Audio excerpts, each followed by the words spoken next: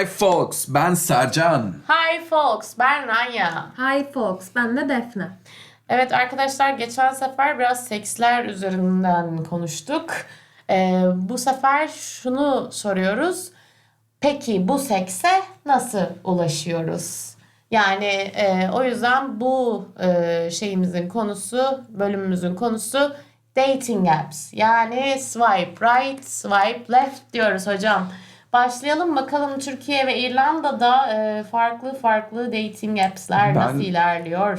Başlamadan önce yine şeyi hatırlatmak isterim aslında.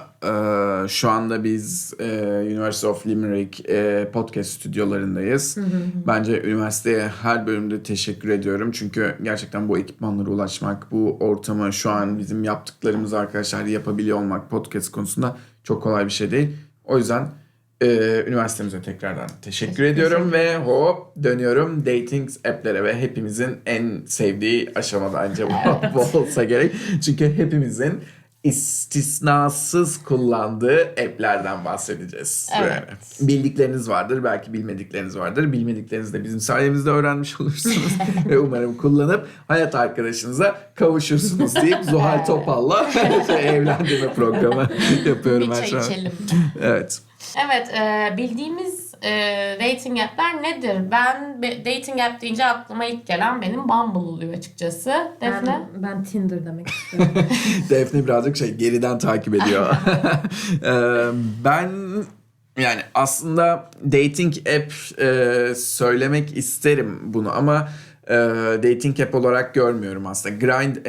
Onun yerine başka bir şey söyleyeceğim. Grindr'ı ben söyleyebilirim dating app olarak. İrlanda'da çok fazla kullanılan aynı zamanda Hinge denilen bir dating app var ve o şekilde yaralı şeyimdir, Yaramıza yaramdır. dokundu. Evet, biraz. Hiç Türkiye'de yok mu? Hinge Türkiye'de kullanıyor mu bilmiyorum. Ben Çok görmedim açıkçası. Yani daha doğrusu kullanan kesinlikle vardır ama yaygın değil. yaygınlığı Okay. olarak düşük olabilir Hinge'in. Bilmiyorum. Ben aynı zamanda şunu da eklemek istiyorum. Raya'yı bu arada... Ne konuştuk Raya hakkında geçenlerden. Aynen. Onu hiç girmiyorum. Arkadaşlar bir şey diyeceğim. Burada ben bir dakika virgül. Raya'da referansı olup özelden bana yaz ve hemen Instagram adresimi aşağıya bırakıyorum. Raya'dan Ben de, lütfen. referansınız varsa lütfen benim için bir referans oluşturun arkadaşlar. Raya'ya giriş yapmak istiyorum ve Raya'nın içini görmek istiyorum. Lütfen. Bakın buradan samimiyetle bunu söylüyorum. Birileri alta yazsın şunu artık. Kesinlikle. Ama Raya'dan bahsedeceksek ben şimdi hemen direkten giriyorum şu an. Raya'da şöyle bir sıkıntımız var Sercan Bey. Genelde eğer Amerika'da değilsen eşleştiğin insanlar çok yurt dışı, yani çok uzakta oluyorlar. Çünkü genelde ünlülerin kullandığı, ünlü camiasının işte daha böyle iş adamı olan insanların kullandığı bir app olduğu için o tık bir sıkıntı Benim yaşıyor. duyduğum kadarıyla Türkiye'de bu arada yani bizim tanımadığımız yani camiadan olsun veya ünlüler arasında şarkıcılardan vesaire olsun herkes Raya'nın içerisinde geziyormuş Evet, arkadaşlar. evet. Bu sadece bir duyum, bilmiyorum hangi ünlü geziyor, gerçekten ifşa alamayacağım şu anda. Giremediği için. Giremediğim için ama girersem Sokarsanız. bakın iddiam şu, beni oraya sokarsanız arkadaşlar bir kişiyi ifşalarım. Kimi istiyorsunuz, en popüler kişi. Giremeyeceksiniz yani. Bu da benim Gizlilik size, esas. bu da benim size sözüm olsun. Bu arada ben dating app'lerden konuşuyoruz ama her ne kadar günümüzde sosyal medya olarak tanınmış olsak da bazı uygulamaları Instagram demek istiyorum arkadaşlar. Yurt dışında olmayabilir fakat ama Türkiye'de bilmiyorum siz fark ettiniz mi ama son dönemlerde özellikle herkes birbirini Instagram'dan yürüyor. Evet. Yani bir kızın veya bir erkeğin bütün storylerine peşi sıra like atmak, bütün fotoğrafları sondan başa doğru likelamak vesaire, bu bayağı şey, hani ben sana yürüyorum, buradayım, hani var mısın? Hatta İş çok atıyorum. taktiği de uygulanabiliyor. İşte en aşağıdaki postlardan birini beğenmek. Bu çok klişe bir Hani- şey ama evet çok doğru. Evet yani hani çünkü İyi böyle taktik. bak seni stalkladım ve bunu bilerek yapıyorum. Evet. Bana yaz. Evet, Instagram'da günümüzün dating app'lerinden bir tanesi yolunda ilerliyor bence. Bilemedim. Evet ama ben bunu Türkiye için derdim mesela. Çünkü Evet, Türkiye için. burada İrlanda'da Instagram kullanan yok. Kullanıyorsa da zaten böyle çok az fotoğrafı var. Yıllar önceden fotoğrafı var. Böyle 10 sene önce, yani ergenlik dönemlerinde arkadaşlarla böyle bildiğin asker arkadaşı gibi çekilmiş fotoğraflar var. Onun dışında çok fazla Instagram kullanılmıyor. Genellikle konuşmalar da böyle hep Snapchat üzerinden ilerliyor. Arkadaş gruplarının konuşmaları dahi olsa da yani hiçbir şey kayıtlı kalmıyor. Her şeyi kaybediyorlar. Yani ben o konuda çok şaşırmıştım. Böyle hani buraya geldim, herkes böyle Snapchat'in var mı? Snapchat'in var mı? Biz bilmiyorum ya da Türkiye olarak acaba çok mu hızlı tüketim yapıyoruz falan. Ben yanlış hatırlamıyorsam Snapchat 2010-15 arasındaki bir dönemde vardı. Türkiye'de bir popüler oldu, geldi. Herkes işte yüzünü değiştiren köpek kulakları falan carçurtu ekledi. En sevdiğim efekt bu Şey arada. var, pusan gökkuşağı var. Evet, Aynen. yani bunları ekleyip birbirine fotoğraf atıp ve bir noktadan sonra sönüp giden bir şeydi. Ama burada ben hani sabahları spora gidiyorum. Sporda snap atıyorlar. On Snap'ten. Yani bir kere yazışmayı WhatsApp yerine Snapchat üzerinden Aynen. yürütülüyor arkadaşlar. Ve herkes birbirinin snap sayısına bakıyor vesaire falan. Carçurt. Oradaki snap haritasını kullanıyorlar. Kim nerede ne yapıyor acaba falan gibilerinden. Bu bana birazcık ilginç gelmişti aslında. Bilmiyorum. Şöyle, WhatsApp denilen şey aslında iş amaçlı genelde kullanılıyor. Evet. Ben sordum mesela, görüştüğüm çocuklardan bir tanesi de genelde ben iş amaçlı onu kullanıyorum dedi. Yani hani onun dışında çok fazla WhatsApp üzerinden arkadaşlarla konuşma ya da hani date çıktığın insanla konuşma tarzı bir şey yok. Senin Yani. aklına gelen başka bir var mı uygulama? Yani burada aslında hani tabii ki dating özelinde demiyorum ama Facebook hala çok Evet. popüler. Yani her şey, yani grup olabilir, böyle işte ne bileyim society bağlamında işte tenis grubu bilmem ne, ev, emlak işlerine falan inanılmaz derecede buradan bakılıyorlar ve şu an hani Facebook, biz böyle hala dalga geçiyoruz işte anneannelerin babaannelerin kullandığı şey diye, ama burada 7'den 70'e hala inanılmaz bir iletişim aracı olarak kullanılıyor. Ben ona çok şaşırdım. Ben ne zaman İrlanda'ya ve Limerick'e geleceğim kesinleştiğinde Facebook'ta gruplara üye ol dendiler bana ve ben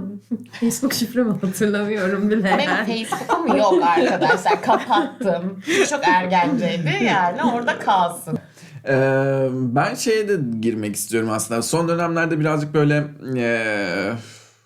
TikTok'ta vesaire dolaşırken bu arada TikTok'ta video izliyorum. Evet, bunu da lütfen linçlemeyin beni. Orada denk geldiğim bir uygulama var. Uygulama Amerika'da arkadaşlar ortaya çıkıyor ve aslında tüm dünyada da yayılması istenilen bir uygulama. Uygulamanın adı Tea. Yani bildiğimiz çay olan Tea. Uygulama şu. Aslında uygulama bir nevi Snapchat diyorum. Tindervari bir uygulama. Fakat uygulamada kişinin fotoğrafının altında red flag ve green flag'leriyle ilgili yorumlar. Yani çok iyi. diyelim ki sen bir kişiyi beğendin, onu sağa sola kaydırmadan önce bütün komutları okuyabiliyorsun ve bu kişi hakkında ya abi bu hani sapığın teki, atıyorum bu evleneceğim adam vesaire falan deyip hani sağa sola kaydırma konusunda sana bence aşırı güzel bir şey. Evet. Kesinlikle dünyaya yayılmalı. Bunu ama Türkiye'de olduğunu hayal ediyorum da çok toksik olduğumuz bir durum bence bizim bu. Nasıl olur da hayal edemedim Ya açıkçası. bir de insanlar bence birbirine hani atıyorum reddedilme şeyiyle bok atma muhabbeti de olabilir yani. Hani gerçekten bir red flag yoktur ama işte ne bileyim hani bilmem nesi şöyleydi. Gururuna diye. yediremem. Ya ben o kısmı anlamıyorum. Neden insanlar birbirini reddedince bok atarsın birbirine? Yani hani atıyorum bir kız bir erkekle, bir erkek bir kızla olmak istemeyince öbür taraf hemen diyor. Aman zaten böyleydi. Evet. Aslında hoşuna giden bir insana bir de öyle diyorsun. Yani Yani neden? Göt Bu ben- herif yani, peşinden koştun o kadar yani, hani şimdi sana bir hayır dedi diye mi oldu yani? Ya aynen öyle. Ya bu bence yedirememenin Evet. verdiği o gurur, hani o narsistik bir özellikten kaynaklı gelen bir şey ki hani ama ben şurada şuna değinmek istiyorum. Bu hep Türkiye'de olsa şöyle bir goy goyu geçer diye düşünüyorum yani. Hani bunun üstüne çok gülünür. Sanki böyle Trendyol'a girdin. Bir işte Yorumları aldın, tişört aldın. Onun yorumlarına bakıyorsun. Fabrik nasıl hocam? Şu nasıl, bu nasıl? Hani anladın mı? Biraz bunun goy goyu geçer. Net. Evet, kesinlikle. Bence de geçer. Öyle. Sizin aklınıza gelen başka uygulamalar var mı? App'ler olsun vesaire. Veyahut ben şunu sormak istiyorum size. Bir dating app'te size direkt no dedirten, yani sola kaydıracağınız hayır abi ya deyip böyle tilt olduğunuz bir şey var mı? Cringe olduğunuz. Grup fotoğrafı. Abi ilk fotoğrafa neden grup fotoğrafı koyarsın? Yani ben sanki bir istatistik şeyi yapıyormuşum gibi bütün fotoğrafların içinde en ortak olan kişiyi bulmaya çalışıyorum. Ben şu an kiminle muhatabım? İlk fotoğrafı, tabii ki de grup fotoğrafını koy. Yani ben buna bir şey demiyorum. Bu hatta artı bir şey. Ama ilk fotoğrafına kendini Socializing. koyarsın. Aynen. Sonra ikinci fotoğrafını da kendini koyarsın. Üçüncü fotoğrafta biraz daha arkadaşlarım da var bak. Hani tanışırsın belki gibisinden. Hani ama ilk fotoğrafta grup fotoğrafı koyuyorsun. O direkt benim için reddir. Yani ben ona uğraşmam bile. Yani ben şeyi gördüm ya. Hadi tamam, hani bir fotoğraf diyorsun da abi böyle birinci fotoğraf, ikinci fotoğraf, zaten 4 fotoğraf koymuş. 4 fotoğrafta grup fotoğrafı. Öyle. Yani hani şey diyorsun böyle, hangisisin acaba? Yani şey mi yazacağım mesela, eşleşirsek ben şu üçüncüyü beğendim. Hani üçüncü sen misin veya arkadaşınsa bana üçüncüyü ayarla falan. Hani soldan üçüncü, sağdan ikinci, yani böyle mi? Bu bana da, bu benim için hani gerçekten no bir şey, left yani. Senin Hani, dediğin thank bu you, durumu next. denemek istiyorum. Bir grup fotoğrafı denk gelirse yazacağım. Diyeceğim ki üçüncüyü beğendim ben. Ayarla. Bir Yani- denemek lazım. Tepki merak benim, ediyorum. Benim diğer böyle bir cringe olduğum şey, daha doğrusu bu Türkiye'de belki bu kadar olmayabilir. Türkiye'de de biraz böyle ama burada daha fazla böyle. Abi eşleştin. Her şey çok güzel. O seni beğendi belli ki. Sen onu beğendin. Sen yazmadıkça Evet. karşı taraf sana yazmıyor. Sen ve konuşmaya başlasanız bile konuşma bir yerde noktalanıyor ve senin o konuşmayı pushlaman gerekiyor. Yani pushlamadıkça karşı taraf asla burada, özellikle buranın özelinde, İrlanda'nın özelinde böyle yani Asla. konuşmuyorlar seninle. Böyle şey diyesim geliyor. Yani konuşmayacaksan niye eşleştik? Aynen Konuşmayacaksak biz seninle nasıl flörtleşeceğiz? Aynen. Nasıl seks yapacağız? Nasıl yatacağız? Nasıl kalkacağız? Bana bir çözüm önerisiyle gel yani. Ya hayır, bir de bak şimdi mesela tamam, Bumble'da şöyle bir şey var. Kızlar sadece yazabiliyor. Giriş konuşması kızlardan geliyor. Eşleştin. Sonra sen yazarsın. Bumble'da bu Şey çok dermişim. sıkıntı Sen öyle san. derken. Ondan sonra ama şöyle ki hani Bumble'da bu sıkıntıyı yaşamıyorsun ama Tinder ve Hinge'in zaten verdiği sana belli bir beğenme sınırı var.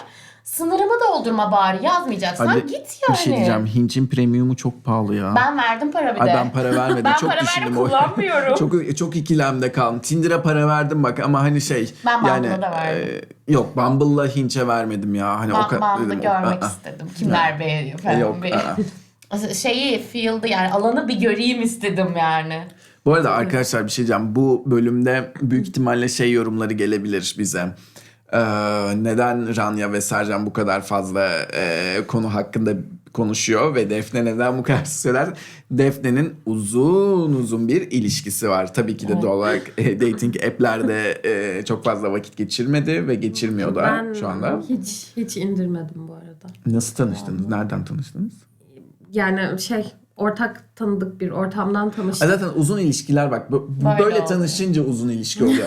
Abi dating app'te tanışınca üçüncü yatışında zaten dördüncüsü Ama olmuyor. bence o belli Yani. olmuyor ya. Bence o böyle bir ön yargı var. Yani gerçekten hani hayatın aşkını bulan insanları da gördüm dating app'lerden. Ama çok o yüzden az. ya tabii evet, hani çok rahat bulursunuz gibi bir şey değil.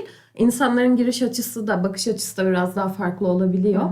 Ama hani böyle imkansız ve hani dating app'lere olan ön yargı gibi bir şey olduğunu düşünmüyorum ben. Doğru. Asıl benim arkadaşlar cringe olduğum bir konu var ki yine grup fotoğrafı kadar cringe olunabilecek bir şey. koyuyorsun. Yani bir fotoğraf koymuş, tamam mı? Eşleştin, konuşuyorsun. Okey, 3-4 fotoğrafı böyle. Yani bu başımıza da geldi. Kesin bence birçok kişinin gelmişti. Eğer arkadaşlar bu anlatacağım şey geldiyse başınıza Yazın. lütfen yorum olarak yazın. Çünkü eminim geldi başınıza Duymak yani. çok isteriz yani. Buluşuyorsun. Hadi buluşalım diyorsun. Her şey okey gidiyor. Süper. Avcım, karşına birisi geliyor. Şey diyorsun. Bu yani bayağı dolandırıcılık yani. Hani Aynen. polise şikayet etsen içeriye girersen. Yani bu bayağı adam dolandırmak gibi bir şey. Başka birisi geliyor karşına. Bu sen değilsen. Bu sensen o kim? O sensen bu kim yani Abi, hani. beğeniyorsun. Sonrasında kelleşmiş mesela. Kel bir şekilde görüyorsun. Ya kelleri beğenmeyelim tarzı bir şey söylemiyorum şu anda. O değil. Olay bu değil. Ama Okay, hani Ranya'la, bir değil. keller Ranya'ya yazmasın. Yani Mümkünse. lütfen. Ama hayır şu yani hani yani ben de çok bir şey değilim ama hani yani farklı. Yani büyük bir fark sonuçta bu hani. Evet, Ve ben evet, o fotoğraftan farklı bir şey geliyor karşıma ve sanki hani hiç tanımadığım bir insan, daha önce görmediğim bir insan gibi düşünebiliyorsun. Doğru, Yani. doğru. Peki senin hani bunları çok kullanmadım ve neredeyse hiç kullanmadım dedin. yani. Hiç Tinder'da mı kullanmadın? İndirmedim bile. Gerçekten Yani mi? bir şey değil mi? Allah'ım. Görmemiş bile olabilirim. Gerçekten mi? Oh my god. Okay. Yani Eee, dating app Kendimi şu one an o zaman. böyle abilerim Peki şeyi ablalarım hissettin mi? Instagram'dan birilerinin, yani bu sevgilin varken veya sevgilinden önce fark etmez. Hani bu biraz önce konuştuğumuz gibi yürüme olayını böyle hani birileri fotoğrafını beğenme, işte yok storylerini beğenme, yok bazen kişilerin kapalı oluyor hesabı. Evet. Bir bakıyorsun arkadaşlık isteği tanımadığın 1 milyon tane erkek falan oluyor böyle. Öyle bir şeyler yaşadın mı peki? Yani bir kere şöyle bir şey var. Benim ilişkimin biraz başlangıcı da Instagram aslında. Onun örneğini verebilirim. Hani biz aynı ortamda tanıştık, konuştuk vesaire ama sonra bana erkek arkadaşım takip isteği attı. Ve sonra bir ilk hafta süreci tabii kimse kimseye bir şey yazmadı. Hani böyle bir beklenti süreci var. Ama şey muhabbeti dönmeye başladı. İşte bir ben story atıyorum, bir o story atıyor. Hani yaz hani şeye böyle bir hani sözsüz iletişim. Sonra hani biri birine cevap verdi. Eğer konuşma bitiyorsa öbürü bir story patlatıyor. O ona cevap veriyor şeklinde ilerliyor. Ama hani Flörtleşme. gerçekten şeye de şaşırıyorum. Yani alakasız çok fazla insan, kadın erkek bu arada fark etmeksizin takip isteği atıyor. Abi ben onu anlamıyorum. Yani tanışmak istiyor olabilirsin de beni nereden buldun? Niye takip etmek istiyorsun? Ve bir de grup var. İşte siliyorum ya da hani onaylamıyorum.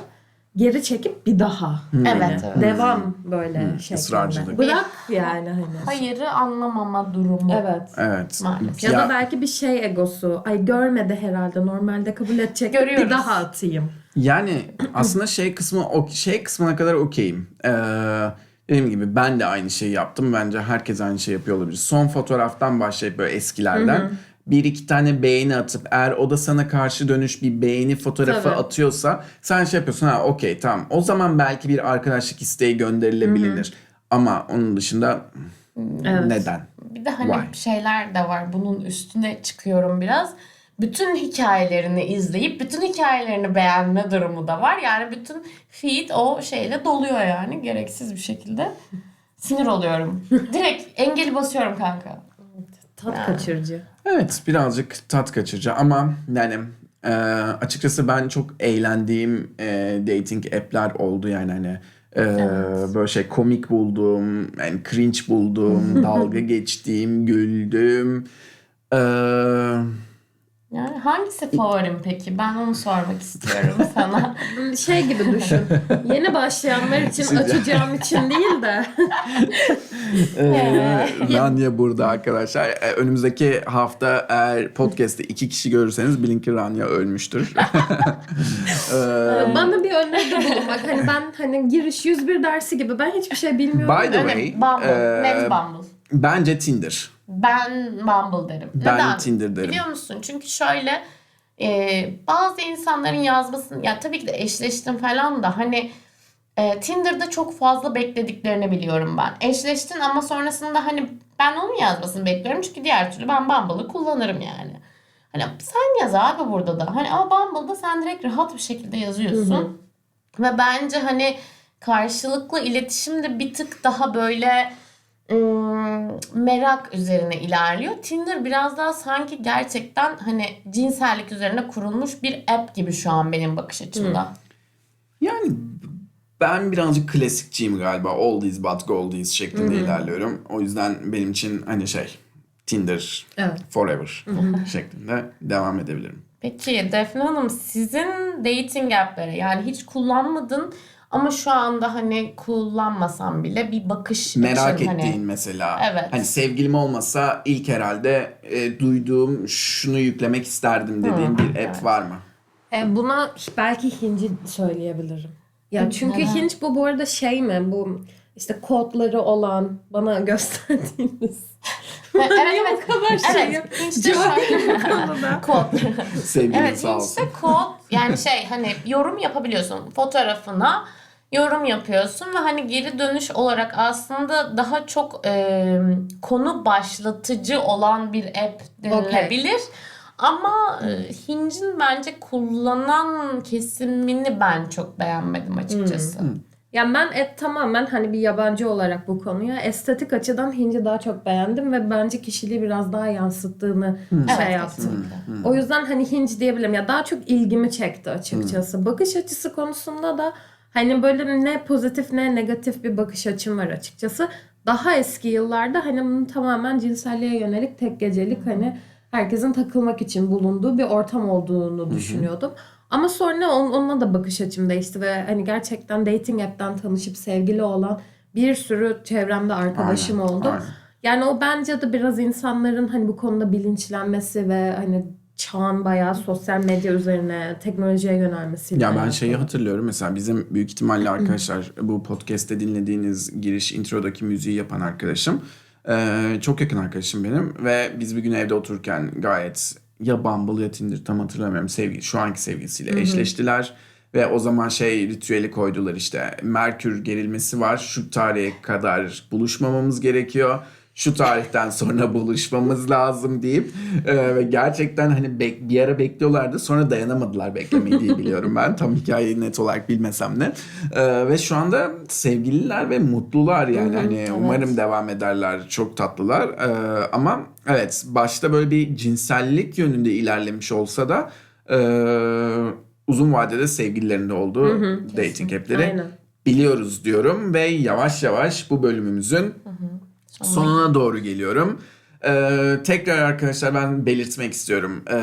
Beğendiyseniz lütfen gerçekten aşağıdaki butonlardan beğenin. Arkadaşlarınıza bizi önerin, dinletin. Yorumlarınızı çok merak Yorumlarınız ediyoruz. bizim için çok önemli çünkü üçümüz de çok aktif bir şekilde bakıyor oluyoruz yorumlara ve onlara karşı cevap veriyor oluyoruz. Veya sizin Hikayeleriniz. evet önümüzdeki haftalarda çünkü yani biz bir konu belirleyip bu konu hakkında konuşuyoruz ama bu konular bir noktada bitecek arkadaşlar. Evet. Biz de bir yere kadar düşünebiliyoruz. Eğer şu konu hakkında da konuşun, bu konu hakkında da konuşun dediğiniz bir şeyler varsa lütfen yazın. Hani biz en azından yapalım.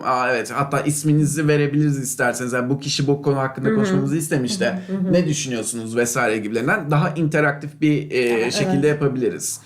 YouTube'dan bizi takip etmeyi, Spotify'dan takip etmeyi ve birilerine bizi önermeyi lütfen unutmayın. Bu bizim için çok önemli.